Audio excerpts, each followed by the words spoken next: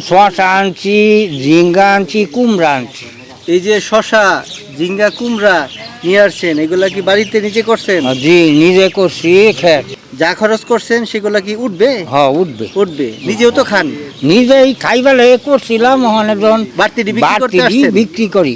এই যে রাজুই বাজারে যে আসলেন বিক্রি করতে, লোকজন আছে বিক্রি করতে পারবেন? হ্যাঁ, সবগুলো বিক্রি করুন যাইব। বিক্রি করতে পারবেন না? জি।